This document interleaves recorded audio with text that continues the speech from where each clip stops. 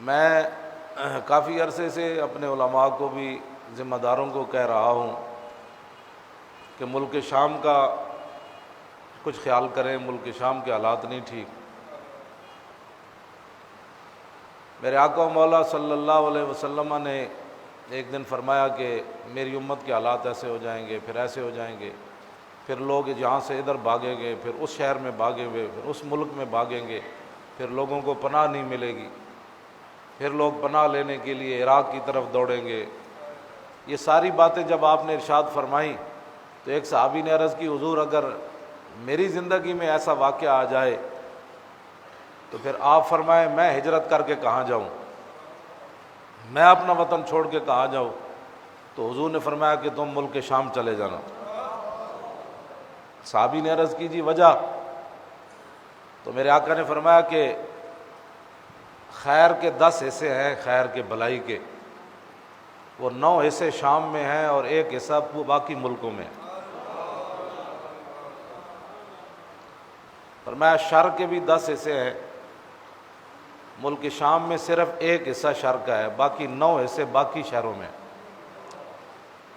تو حضور نے فرمایا کہ ان اللہ تضمن علی بالشام، فرمایا شام کا ذمہ اللہ نے میری وجہ سے خود اٹھایا ہے۔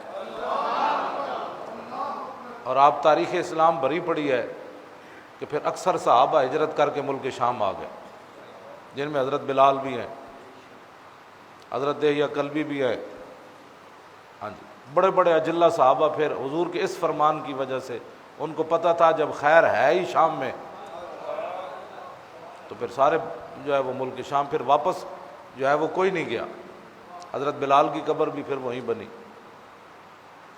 تو حضور میں خود ملک شام گیا ہوں، میں نے وہاں لوگوں کے چہروں پر اطمینان دیکھا، ان کے اعلیٰ قسم کے اخلاق دیکھے، ان کی مہمان نوازی دیکھی، اور وہ مہمان نوازی کر کے بھی ہمارا شکریہ ادا کرتے تھے کہ جی آپ کا بہت بہت شکریہ، آپ کا بہت بہت شکریہ۔ اور بہت بڑے عالم تھے مولانا عبد الہادی ہر صاحب، وہ شام کی جنگ کی وجہ سے ہجرت کر گئے وہاں سے، ان کے گھر ہم گئے تو انہوں نے دعوت کرنے کے بعد ہم نے کہا کہ آپ اجازت دیں۔ وہ ملک شام کے چوتھے ستون مشہور تھے کہ یہ 4 مشائخ اور علماء جو ہیں یہ ملک شام کے 4 ستون ہیں، اگر ان میں سے کوئی ایک ستون گر گیا تو شام کے حالات ٹھیک نہیں رہیں گے۔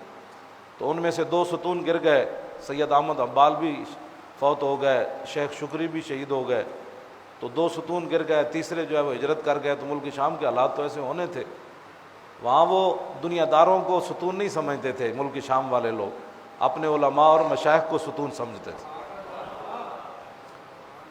تو وہ مولانا عبد الہادی ہرسا کے گھر ہم نے جب دعوت کھائی تو ہم نے کہا جی اجازت دیں، تو انہوں نے کہا ٹھیک ہے۔ ہم جب دروازے پر آئے تو وہ ہماری جوتیاں جو ہے وہ سیدھی کر رہے تھے۔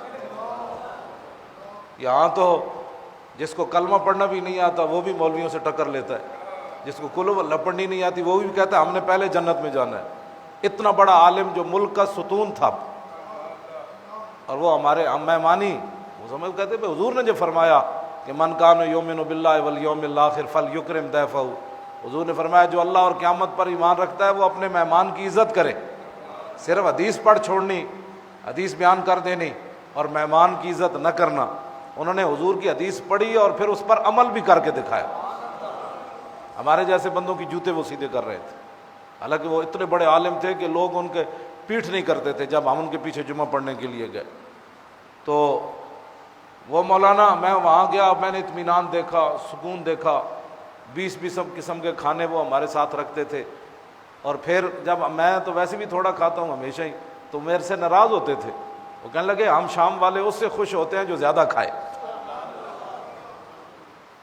ایک بزرگوں کو کہا، میں نے کہا میں نے نہیں کھانا، تو وہ غصے ہو گئے، کہنے لگے کل کھاؤ کل، جلال میں آ گئے۔ میں نے کہا اچھا جی اب تو کھانا ہے، آپ جلال نہ کریں تو میں روٹی کھاؤں گا۔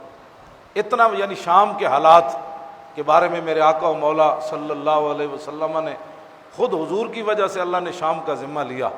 یہ سارے فضائل بیان کرنے کا مقصد یہ ہے، آگے حضور نے جو بات ارشاد فرمائی، میرے آقا نے فرمایا اذا فسد الشام فلا خیر فیکم، حضور فرمایا جب شام میں فساد برپا ہو جائے گا نا، جب شام میں افراتفری ہو جائے گی تو لا خیر فیکم، فرمایا میرے امتیوں پھر تمہارے اندر خیر نہیں رہے گی۔